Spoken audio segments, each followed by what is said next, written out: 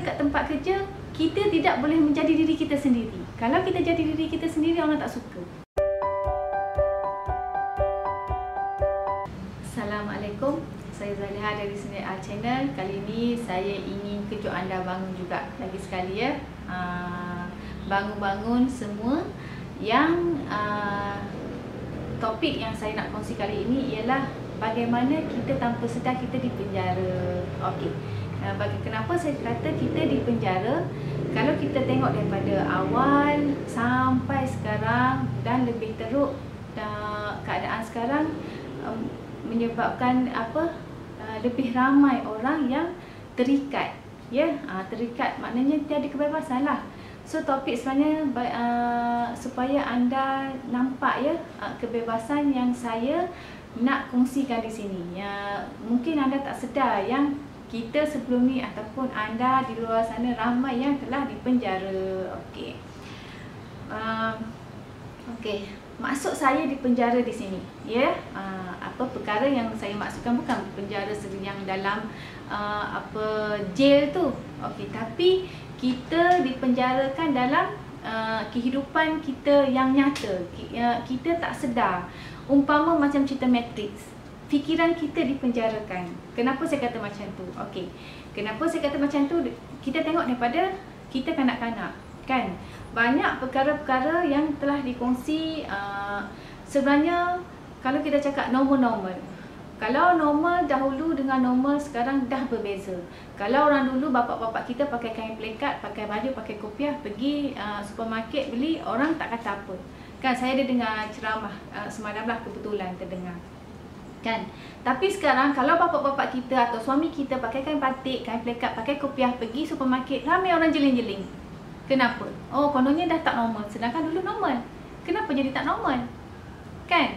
Tapi pelik pula kalau pakai seluar pendek tak pula dipandang-pandang. Kenapa? Maknanya sekarang dah normal pakai seluar pendek.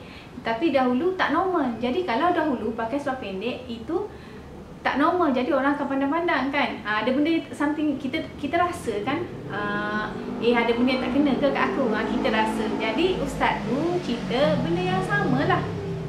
Okey, itu dah satu. Kita dah dipenjarakan, orang kata cara pemikiran kita, cara pandangan kita telah diubah, ya.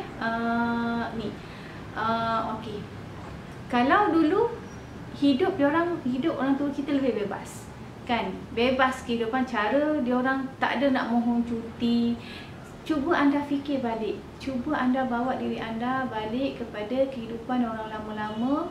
Walaupun kehidupan dia orang sederhana ke apa, dia orang hidup kehidupan dia orang lebih bebas. Dia orang orang kata ada freedom yang sebenar. Dia orang hidup lebih dengan alam. Macam tu lah, susah ya saya nak cerita benda ni, macam terlalu apa sangat lah, kan. Tapi sekarang, okey, yang sekarang, kenapa saya kata hidup kita di penjara? Daripada kita tidur. Okey lah, mula daripada kita tidur. Kena tidur awal ni, kan. Ataupun balik penat, dah kerja penat sangat, kita dah tertidur. Kadang kalau saya dulu masa kerja, kadang lepas maghrib tu saya dah pengsan dengan telefon sekali, kan. Lepas tu bangun dah sekejap, makan-makan. Itu kalau sempat makan. Makan-makan, lepas tu sembahyang isyak, lepas tu terus tidur balik. Kita dah kepenatan. Sebab besok kita nak bangun pagi. Saya pukul 6 saya dah start passion dah. Jadi 5.30 saya kena keluar rumah. Jadi daripada tidur tu kita dah dikontrol, sebab besok kita kena bangun pagi, kan. Pukul 5.30 saya sudah bangun sampai kena tunggu subuh, kan. Macam kalau subuh lewat sikit, menggelabahlah saya, kan. Saya terpaksa kadang-kadang tak apalah kalau rasa tak dan subuh, sebab 5.30 saya kena keluar. Paling-paling pun tak 5.40 saya kena keluar, sebab pukul 6 saya dah kena start passion dah. Sebab kita ada punch card, kita kena kejar masa, kita kena on time. Nampak tak kat situ? Sekarang siapa kontrol kita? Majikan kita, kan. Kita dah dikawal, kan. Kita kena pergi on time. Sebelum pukul 6 kita kena sampai, dan punch card yang membuktikan kita dah sampai dekat tempat kerja. Okey, macam tu. Lepas tu dah kerja ke apa semua. Lepas tu time makan kita. Time makan kita dikontrol juga, dikawal. Pukul berapa? Ada hanya certain time kita boleh makan. Time lunch kita hanya waktu tertentu. Time break kita, kalau ada time break hanya waktu tertentu. Saya ingat satu saya tengok anak muda, saya lupa nama dia dekat YouTube. Dia kata dia kerja, lepas tu sebab dia baru kerja, dia kata bos tak apalah. Dia kata saya tak pergi break, saya tak nak ambil break awal, ataupun saya tak nak pergi lunch pukul 12.30, saya tak nak pergi lunch. Boleh tak saya nak pergi lunch dalam pukul 3 kan? Tak boleh. Padahal masa yang dia ambil tu sama. Katalah waktu dia tak pergi lunch, masanya waktu lunch tu dia bekerja kan? Sebab dia kena collect data ke something like that kan? Kerja dia tidak melibatkan orang lain. Jadi sepatutnya dia boleh fleksibel lah masa dia kan? Dia nak kerja tengah hari sebab dia kata dia biasa tengah hari tu dia tak lapar lagi. So dia nak pergi lunch dalam pukul 3 petang, tapi tak boleh. Katanya itu adalah rule. Itu adalah undang-undang tempat kerja. Ingat, tengok kat situ. Kan? Tak boleh. Jadi budak lelaki ni berhenti kerja. Dia kata it's nonsense lah kan. Sedangkan dia waktu bekerja tu dia ikut time. Yang itu pun tak boleh. So, bagaimana pula yang lain-lain? Pakaian anda dikawal kan? Gerak-geri anda, cara percakapan anda. Kadang kita dengan keluarga kita dekat rumah, kita bercakap kita dah jadi lain. Tapi bila dekat tempat kerja, kita dah jadi lain. Kita letak mask dekat tempat kerja. Kita, persona kita pekerja bertukar. Persona ini adalah tipu. Yang kita persona ini namanya, orang kata kita letak topping kita. Kita personal kan, daripada persona bahasa Latin. Daripada bahasa Latin tak silap saya. Jadi kita berubah kan, kita ada kita punya tata tertib kita here. Kita kena ikut semua tu. Orang kata rule dekat tempat kerja kan. Kadang kita tahu kadang banyak rule tu yang nonsense kan. Kita tahu tu banyak rule yang nonsense. Dan kadang-kadang dekat tempat kerja kita tidak boleh menjadi diri kita sendiri. Kalau kita jadi diri kita sendiri, orang tak suka. Sebab kerana itulah saya banyak kali tukar tempat kerja. Ada mungkin naif kot kan. Kita ni naif. Jadi kita jadi diri kita yang betul, kita tak disukai ya. Kita kena, kalau nak survive dalam tempat kerja, kalau ini bukti dalam 48 Laws by Robert Greene, dalam buku tu saya tak baca lagi. Tapi dalam buku ataupun The Law of Seduction, orang kata undang-undang ataupun dalam kita membodek. Seduction dalam kita menggoda. Bukan yang perempuan menggoda lelaki tu, tapi ada ramai rata-rata dekat tempat kerja, dia orang berpura-pura menggoda untuk menjaga dia orang, ataupun untuk naik pangkat, ataupun untuk keselamatan dia orang. Orang yang rasa diri dia insecure, dia akan jadi macam tu. Dan dia akan jadi macam itulah sampai bila-bila. Bagi orang yang rasa diri dia tak selamat, ataupun rasa diri dia tergugat. Okey, yang itu yang bila maknanya diri kita pun kita kena dipenjara. Kita tidak boleh menjadi diri kita sendiri untuk fit dalam society tu, dalam suasana kerja tu, ataupun dalam masyarakat tu, ataupun juga dalam keluarga tu kan. Anda tidak boleh menjadi diri anda dalam, katalah anda ada family gathering kan, keluarga-keluarga sanak saudara anda. Kadang-kadang kita tak boleh menjadi diri kita sendiri. Katalah anda tak suka kan, anda kena buat suka-suka juga.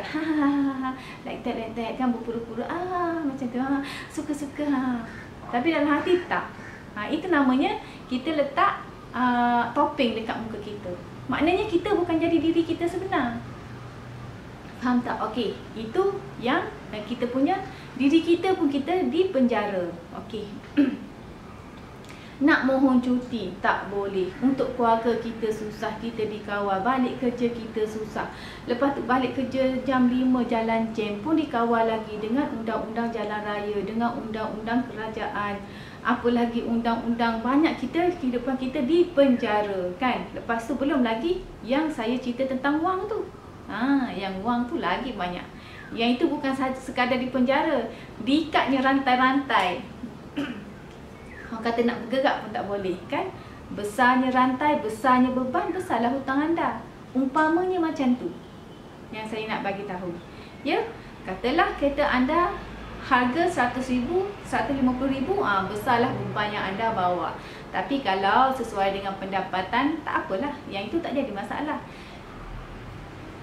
Jika pendapatan kita tak orang kata tidak balance dengan belanja yang kita guna tu, yang itulah yang akan membebankan kita. Yang itu yang maksud saya, dipenjarakan lagi dengan hutang kad kredit, dengan hutang rumah, dengan hutang kereta, dengan ni hutang kereta, yang ni hutang ceti. Hutang ceti, lagi hutang apa? Berapa banyak hutang?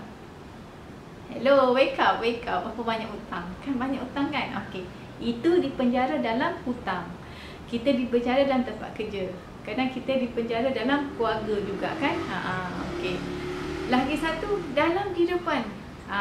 Tu saya suka duduk kat kampung jugalah. Ni, tempat tinggal ni. Ada rule juga dengan masyarakat. Okey. Kadang kita nurse, kita penat kan kerja. Bukan kerja duduk, goyang-goyang, apa jari, geri-geri macam tu. Tak. Kita kena berlari-lari, tahan. Pundi dia pun menahan kerja kan. Penatnya. Tapi kadang diorang ada hari gotong royong lah, apa maknanya kita kena hadir lah. Kita kena paksa diri kita untuk hadir gotong royong tu. Nak tak nak pun anda kena hadir juga. Nanti anda orang kata nak jagalah kan, nak jaga masyarakat. Okey. Lepas tu balik lagi kepada rumah ni lagi kan. Yang dengan security guardnya, tetamu tak boleh masuk lah, dengan slipper saya dekat depan tu pun tak boleh nak letak lah. Apa cleaner complain lah, kena susunan ni lah. Apa ada waktu melawat pun kena ni, apa nak pergi, banyaklah undang-undang dekat tempat ni. Tu saya dah rimah dah ni, nak tinggal dekat tempat ni. Kan, itu dikawal lagi. Rumah sendiri pun dikawal. Macam mana tu? Kan? Okay, so conclusionnya, daripada kita budak-budak, kita dikawal. Apa tu, banyak kan. Kalau malah saya nak cerita panjang sangat. So daripada kita budak, daripada kita sekolah, kita dikawal. Ni undang-undang apa, rule sekolah. Lepas tu kita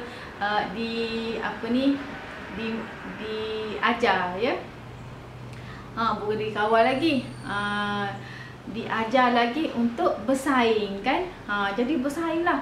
Kadang kesian budak-budak kan, dikawal sebab nak bersaing ni, mak bapak nak bersaing sebab kita diajar untuk bersaing, competition dalam pelajaran, sehingga kita dewasa. Competition dalam sosial media itu pasal kita kadang kita tak sedar kita bersaing dengan kawan-kawan kita untuk membuktikan yang kita ni bagus daripada dia orang. Kita spend duit dengan ada setengah berpura-pura ke, saya tak tahulah yang tu kan, untuk menunjukkan yang kita ni bagus.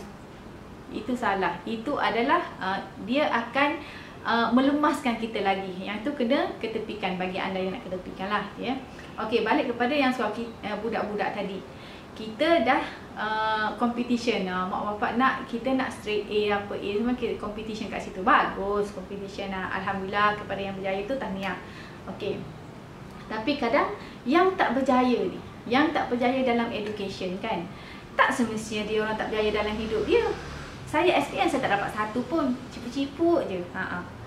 Tapi saya rasa alhamdulillah hidup saya bebas kan. Saya tak bekerja, saya nak minta cuti tak payah minta cuti, saya bebas. Saya tak ada hutang, saya bebas.